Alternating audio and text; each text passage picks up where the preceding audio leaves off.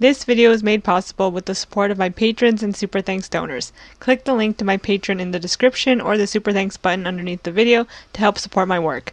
Thank you so much, and now on to the video.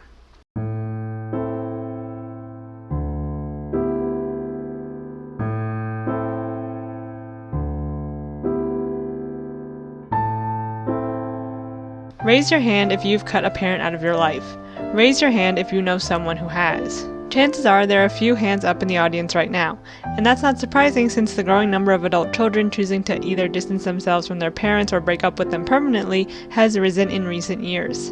In the 2011 article, No Longer on Speaking Terms of the Losses Associated with Family Estrangement at the End of Life, the author references a 1997 study which showed that 7% of adult children are estranged from their mothers and 27% from their fathers. In another article entitled Family Estrangement, Establishing a Prevalence Rate, a survey was conducted with 354 undergraduate and graduate students at universities in the northeastern U.S. and found that 44% of these young adults experienced an estrangement.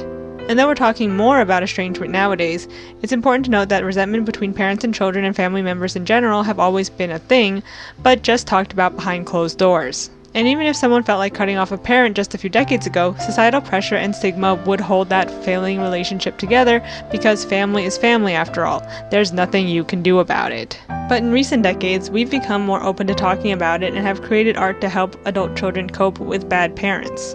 And real-life public figures have delved into their familial struggles to let us know that those who want to cut ties with their parents or family members are not alone. From Princess Diana's 1995 interview to Harry and Meghan leaving the royal family in 2020, to Britney finally becoming free in 2021, to Jennette McCurdy's best-selling novel I'm Glad My Mom Died, published this year, we're finally at a point where we can talk about when the family you're given just doesn't work out. And I think that's amazing.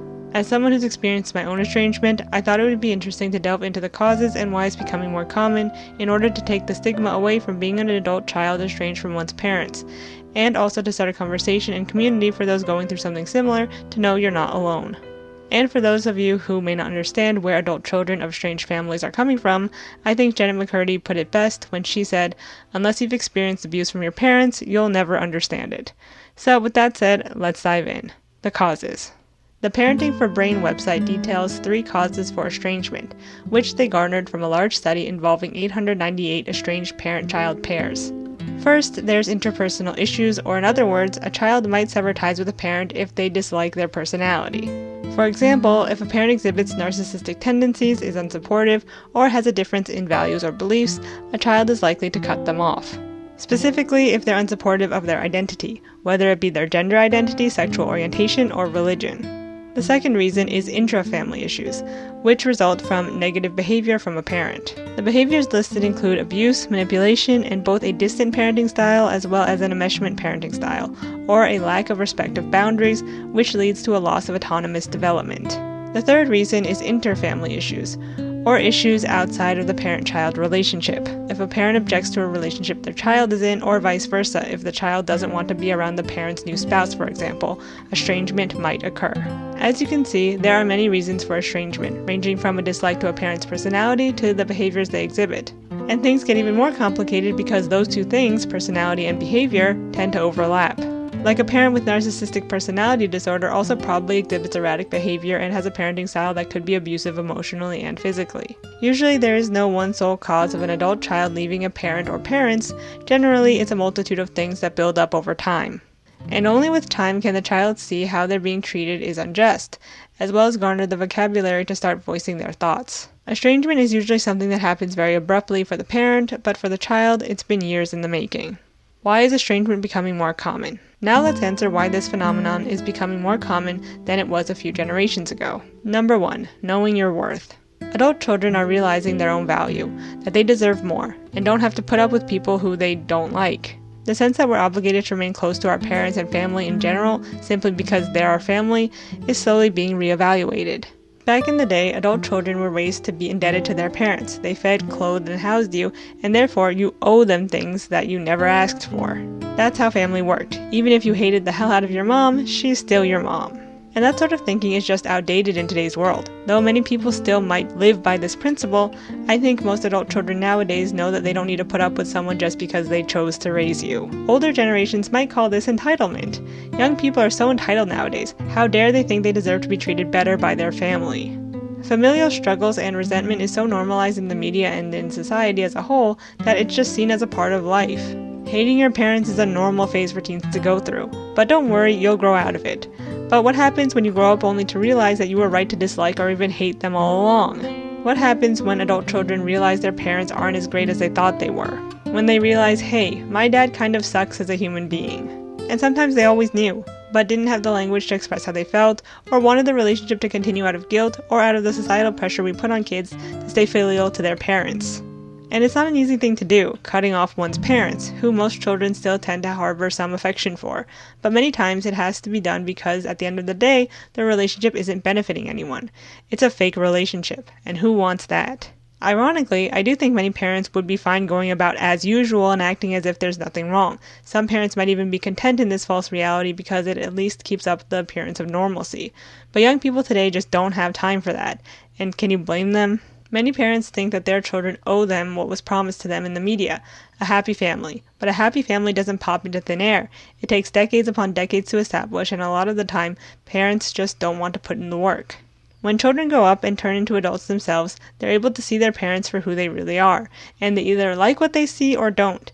And when they don't, that's when it comes time to make a critical decision. Stay or go. And some stay, and some go.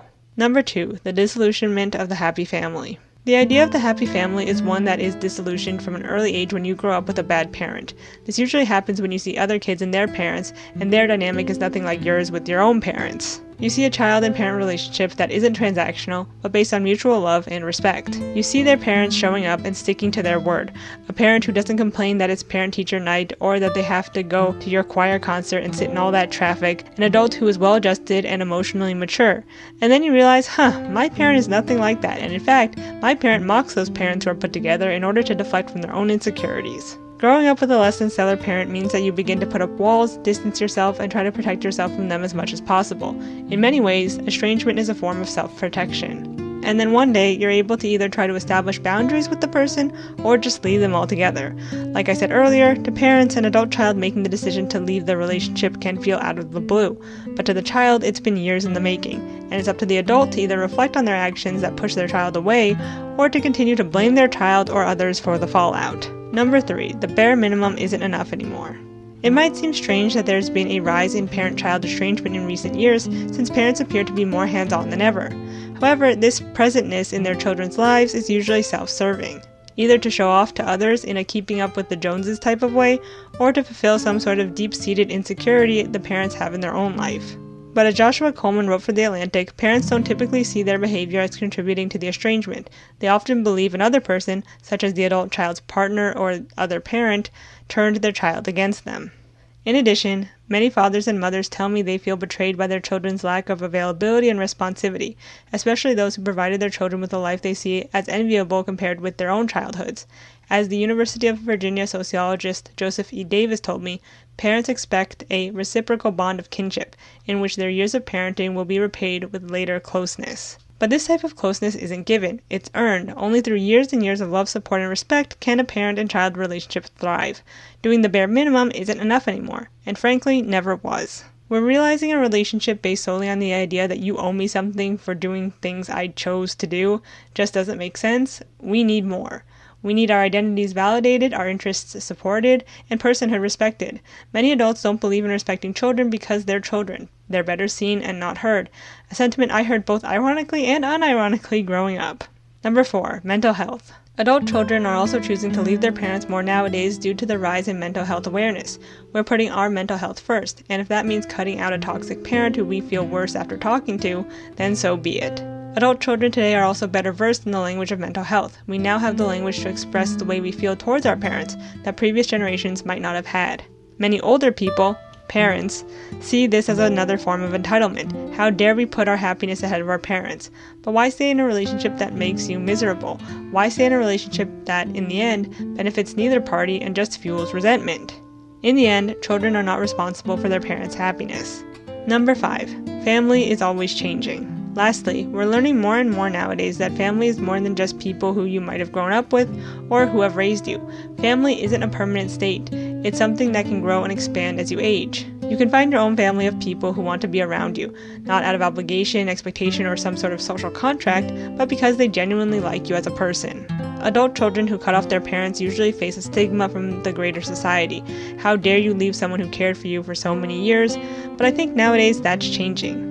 Seeing public figures take an open stance against the sacred institution of the family is refreshing and validating. I think we're realizing that just because someone chose to take care of you doesn't mean that you owe them anything.